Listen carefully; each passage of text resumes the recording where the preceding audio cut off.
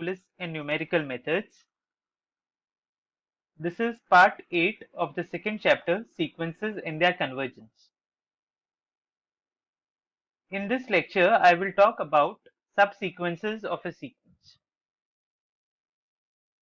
Now, supposing I have a sequence xn of real numbers. Let xn be a sequence of real numbers.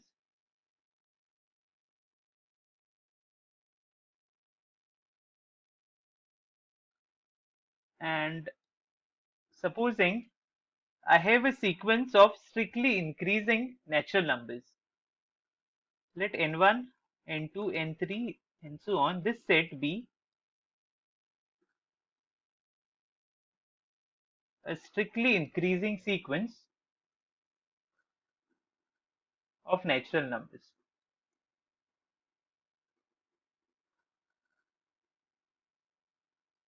Then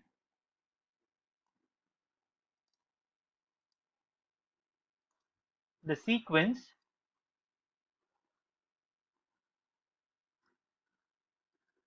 xn1, xn2, xn3 and so on. This sequence is called a subsequence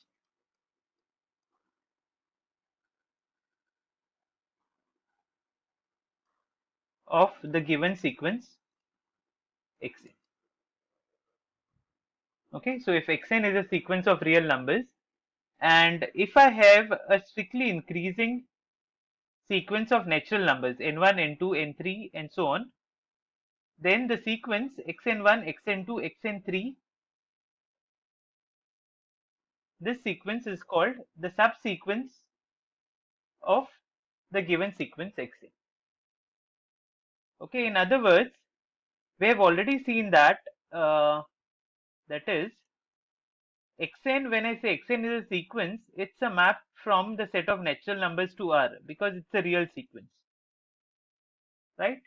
So when I say xnk is a subsequence of this sequence xn, what I mean is it's a map from an infinite subset S of natural numbers to R. And this set S is infinite. Okay, so it need not be the entire sequence xn. You can say it's a part of the sequence xn. Okay, so it's a restriction of this function to the set S. Right? So now the sequence xn that is given to me, that is x1, x2, x3. The terms of that sequence are these. And the subsequence xnk which I am talking about, the terms of this sequence will be xn1, xn2, xn3, xn4 and so on. Okay, so let's make one observation. Now the domain of this sequence, that is this function xn, is the set of natural numbers, right? So it is defined for all the natural numbers because the domain itself is the set of natural numbers. But when I say the subsequence xnk, the domain is a infinite subset of natural numbers. So all the natural numbers might not come in the set S. So this n1 might not be equal to 1. This n2 might not be equal to 2. Right? N3 might not be equal to 3. But one thing I can guarantee is each nk will be bigger than or equal to k for each k. Can you see this? Because the first possibility of xn1 here is x1 itself. In that case, n1 will be equal to 1 if this term is equal to this. Now, if 1 is not there in this set, that is the domain of x and k, then n1 here has the possibility of being 2, 3 or any number which is greater than 1. In that case, n1 will be greater than 1. Right? So, n1 is greater than or equal to 1, n2 is greater than or equal to 2 and so on. So, for each k, nk will be greater than or equal to k. Okay? So, that's an important observation which we will be using later on. Now let's look at some examples of sequences and their subsequences. Consider this sequence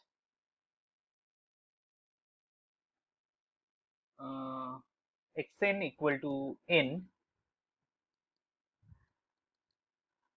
We have come across this sequence many times, defined by xn equal to n.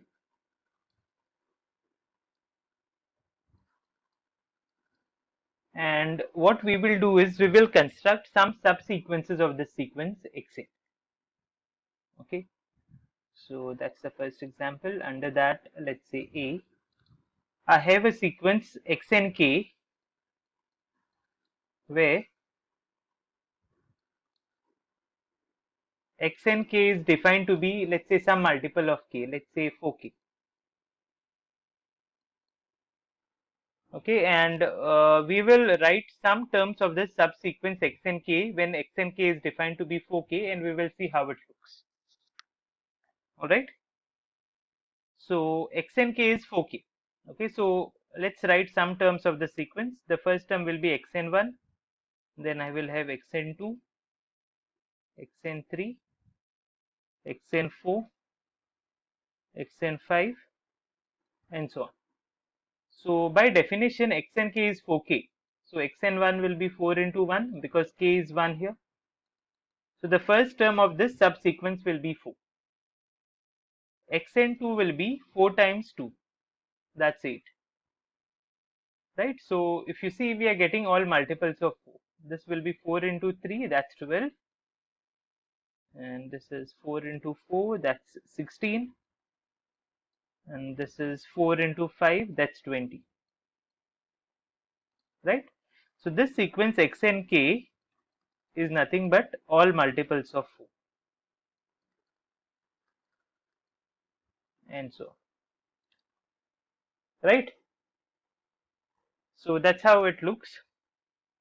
Now, if you define the subsequence in a different way, let's say I'm talking about the sequence xnk's now, where let's say xnk is defined to be let's say 2k plus 1. If you define xnk to be 2k plus 1, then what will be the corresponding subsequence? So let's compute the terms. What is xn1?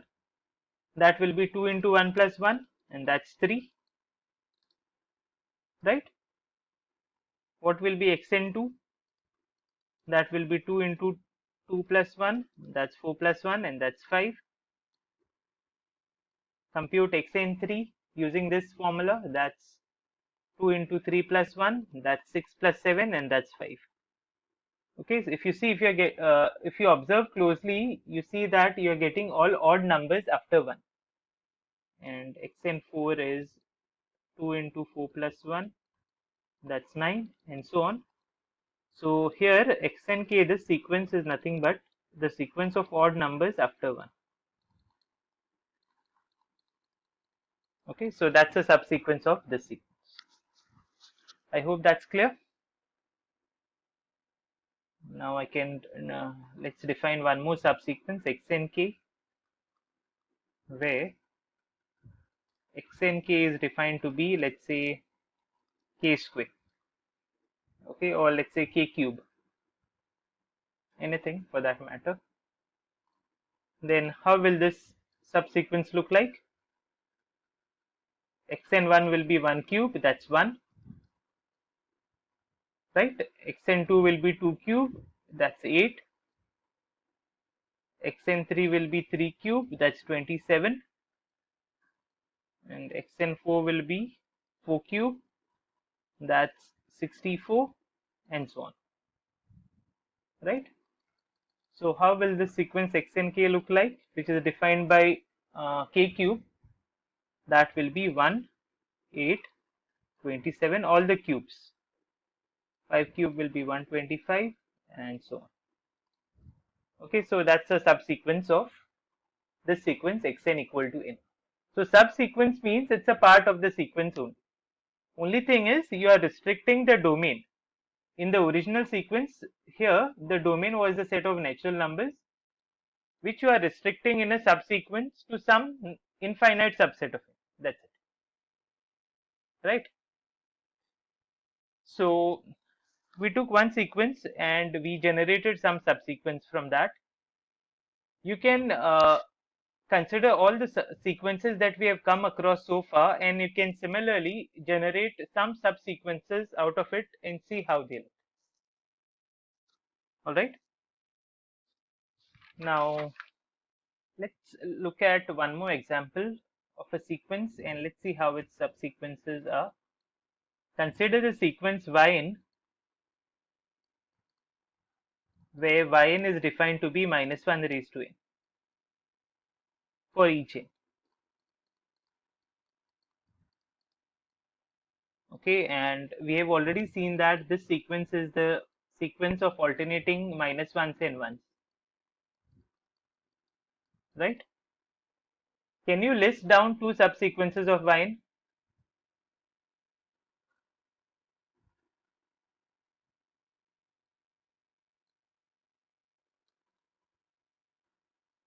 If you collect all the odd terms, that is first term, third term, fifth term, then you'll get a constant sequence minus 1, right?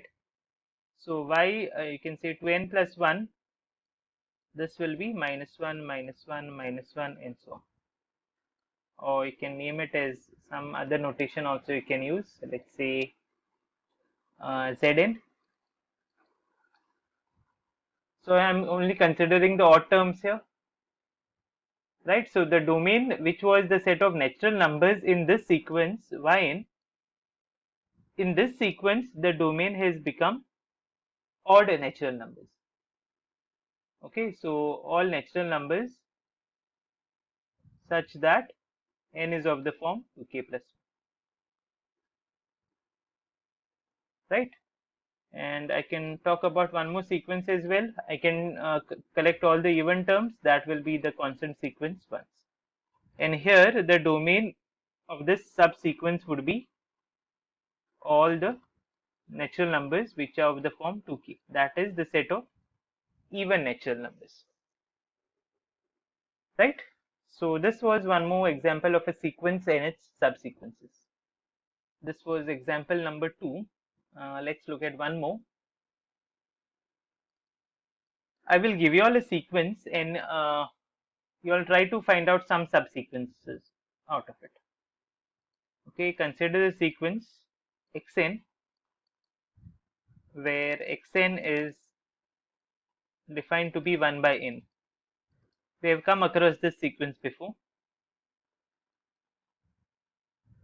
Okay, and write first 4 terms of the subsequences defined below. Subsequences of xn defined below. Okay, so let me take let's look at one subsequence xnk where xnk is defined to be let's say 1 by k square. Okay, then how will this subsequence look like xnk? And if I take one more xnk where xnk will be defined to be 1 by let's say 2k plus 1 or 2k minus 1. Okay, try to write the first few terms of these sequences and see how they behave. Then I can define xnk to be 1 by k square plus k plus 1. Okay, so this I'll leave as an exercise. So see that you all do this.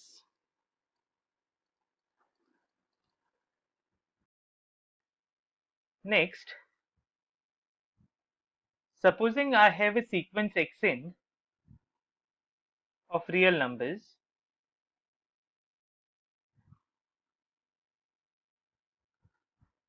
such that xn converges to a point x in R. Okay, I have a convergence sequence xn which converges to the point x, and supposing I have a subsequence xnk of this sequence, be a subsequence of xn.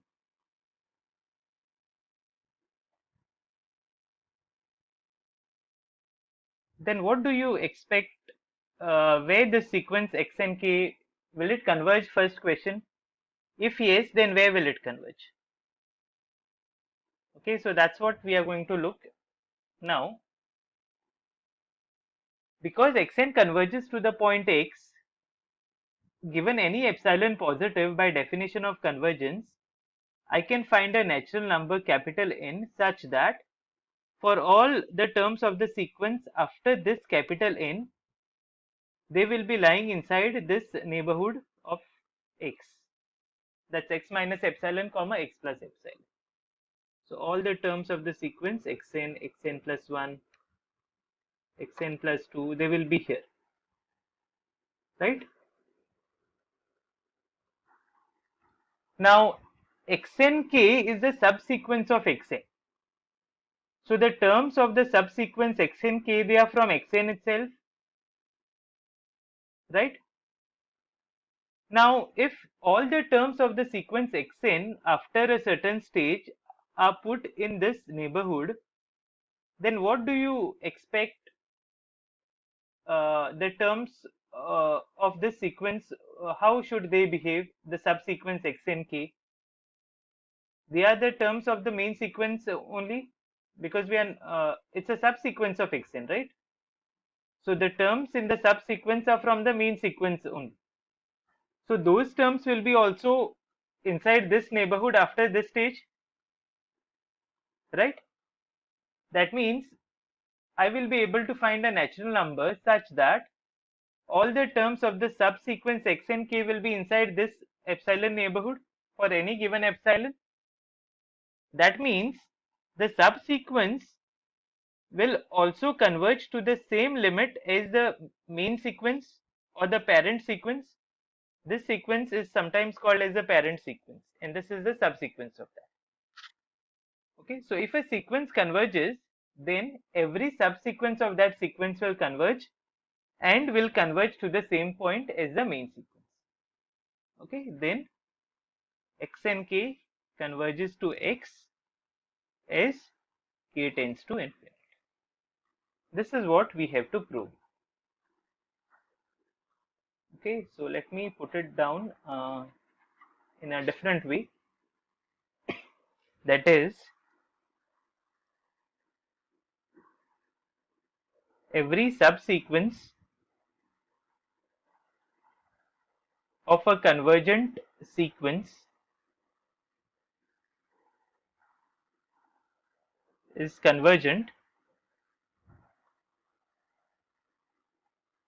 and converges to the same limit. Okay, so this is what this result says. So I will put it down as a theorem. So we will start with a sequence xn which converges to x. Okay, so supposing epsilon is some arbitrary positive number,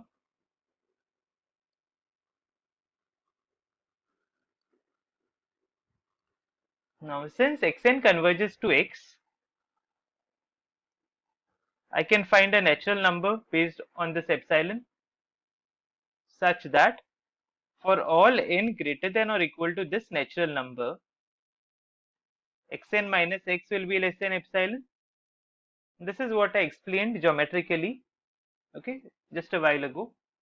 So I can find a natural number n such that xn minus x will be less than epsilon after this stage capital N, right?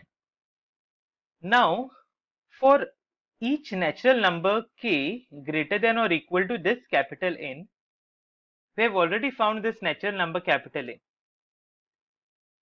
Now if I take any natural number k which is greater than or equal to this capital N, then we have already made one observation. If you recall, for each k, nk is greater than or equal to k, right? That's what we discussed in the beginning. So if k is a natural number which is greater than or equal to this capital N, then I know that nk is greater than or equal to k, and k is from here greater than or equal to n. This implies nk will also be greater than or equal to capital N. So if I pick up any natural number k which is greater than or equal to capital N, then the corresponding nk will also be greater than or equal to capital N, right? So for all k greater than or equal to capital N, what will happen? The difference between x and k and x will be less than epsilon. This is happening because, let me pick up a different color. Yeah, see, x n minus x, this difference is less than epsilon whenever I choose a natural number which is greater than or equal to capital N, right? So whenever the small n here is bigger than or equal to this capital N, xn minus x, this difference will be less than epsilon. Now here nk is also greater than or equal to n, and these nks are nothing but natural numbers, right? By definition of subsequence, these nks are natural numbers and they are greater than or equal to capital N. So for these natural numbers also, because they are greater than or equal to capital N, x nk minus x will be less than epsilon, because this natural number nk here is greater than or equal to capital N. I hope that's clear. So what we have done, we have found a natural number capital N. So therefore I can put down the final statement now. Therefore, given epsilon positive, we found a natural number capital N based on this epsilon. You can put epsilon as suffix here, such that for all k greater than or equal to this capital N, xnk minus x is less than epsilon, thus proving that the subsequence xnk also converges to x. Okay, so if you have a sequence xn which converges to x, and if you take any subsequence of xn, that is xnk, then that subsequence will be convergent and it will converge to the same value as the main sequence. All right. Now, what will be the contrapositive of this? What this says is every subsequence of a convergent sequence is convergent to the same limit. So this criterion which I am stating as a remark now will be very useful when you want to show that a sequence is not convergent. Okay, if yn and zn are two subsequences of xn,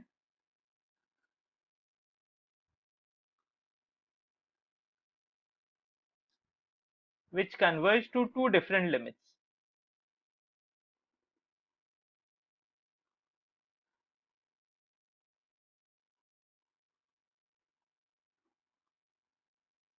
Okay, then xn cannot converge. Xn is not convergent.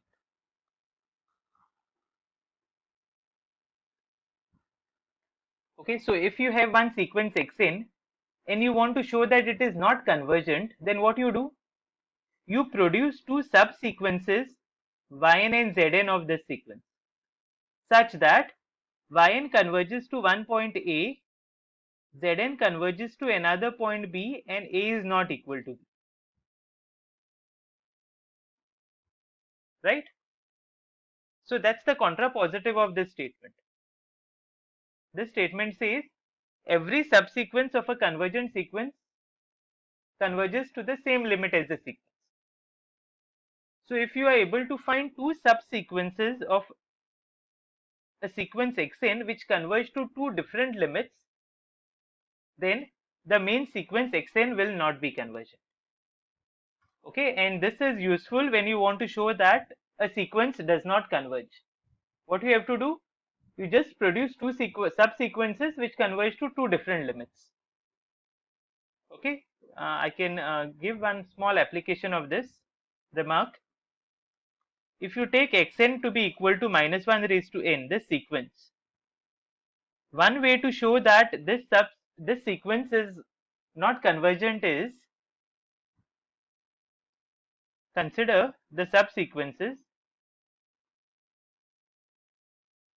yn equal to minus 1 minus 1 minus 1, this constant sequence, and zn to be equal to 1 1 1, this constant sequence.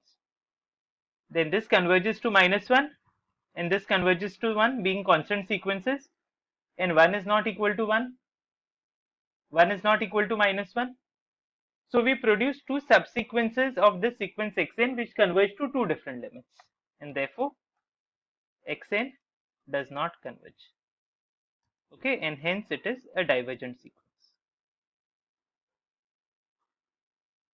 Okay, so this result is very useful when you want to show that a sequence does not converge. Alright, so that's it for this session, and these are my references. Thank you.